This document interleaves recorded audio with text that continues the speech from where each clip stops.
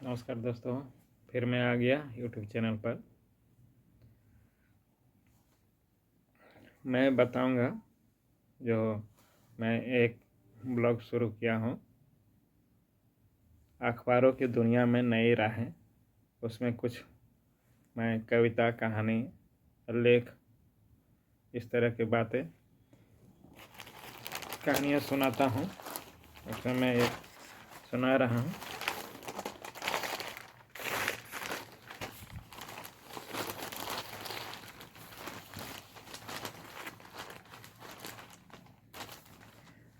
जो ज़रूरत शिक्षा के प्रसार की है, इसका हेडिंग है ज़रूरत शिक्षा के प्रसार की है। जनसंख्या नियंत्रण कानून बनाना राजनीतिक रूप से एक आत्मघाती कदम होगा। आम जनमानस में इसकी तीव्र प्रतिक्रिया हो सकती है।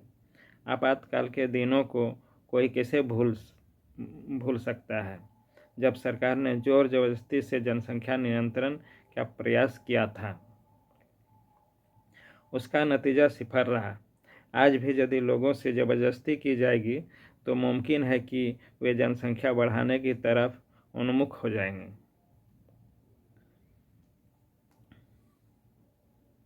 इस कानून की वकालत करने वालों से यह पूछा जाना चाहिए कि क्या आप अपने संपर्क में किसी ऐसे शिक्षित व्यक्ति को जानते हैं जिसके पास 2 से अधिक बच्चे हैं? ज़्यादातर का जवाब नहीं होगा। तो फिर शिक्षा जरूरी है, न कि जनसंख्या नियंत्रण कानून। अगर लोग जागरूक हो जाएंगे तो जनसंख्या वृद्धि दर खुद ब खुद घट जाएगी। सही बात है दोस्तों। देखिए, कानून नहीं, जागरूकता बढ़ाइए। जनसंख्या पर संयुक्त राष्ट्र की रिपोर्ट आने के बाद भारत में कई लोग जनसंख्या नियंत्रण कानून की वकालत करने लगे हैं। बढ़ती आबादी को लेकर उनकी चिंता नकारी नहीं जा सकती है, मगर जनसंख्या नियंत्रण महज कानून से संभव नहीं है। अगर ऐसा होता तो चीन को अपनी एक संतान नीति खत्म न करनी पड़ती। किसी भी देश की सामाजिक आर्थिक स्थिति का असर उसकी जनसंख्या पर पड़ता है।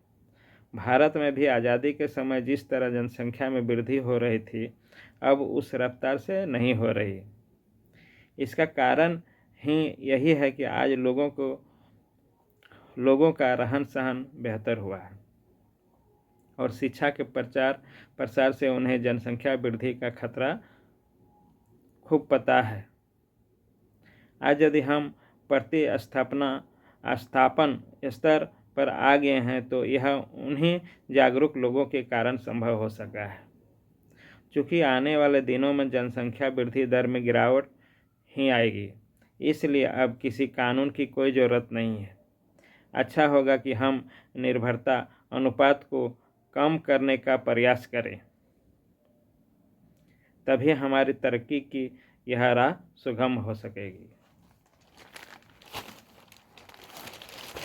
बहुत अच्छा बात बताया गया है दोस्तों, और मैं सुनाता हूँ।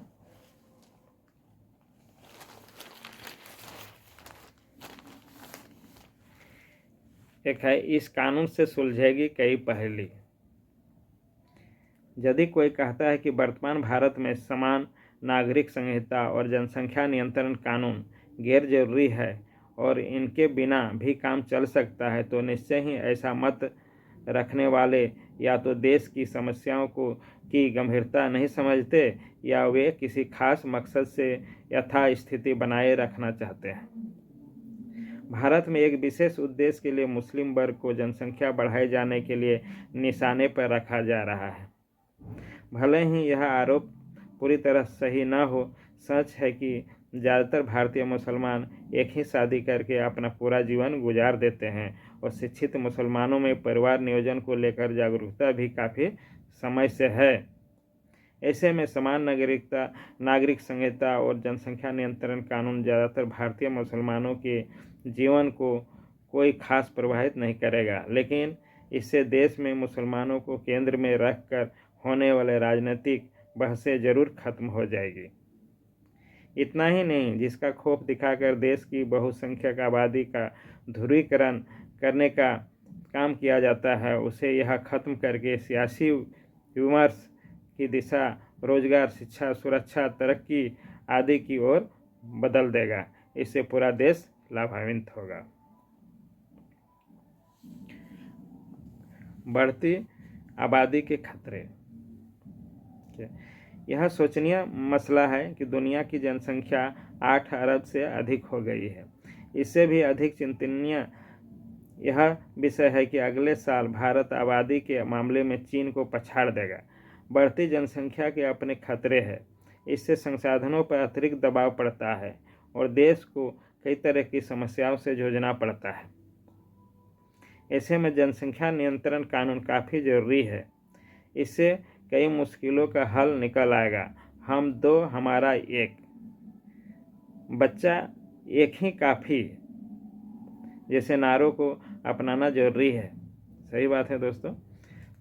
हमें यह समझना होगा कि ऐसा कोई कानून न बनने पर पानी हो या कृषि भूमि कुछ भी नहीं बचेगा। बहुत अच्छी बात बताया गया है दोस्तों। इसी तरह दोस्तों हम नया कहानी, कविता, बातें, सेहत के बातें, ये सब हम बताते रहूँगा। आप लोग को पसंद आएगा तो लाइक कीजिएगा।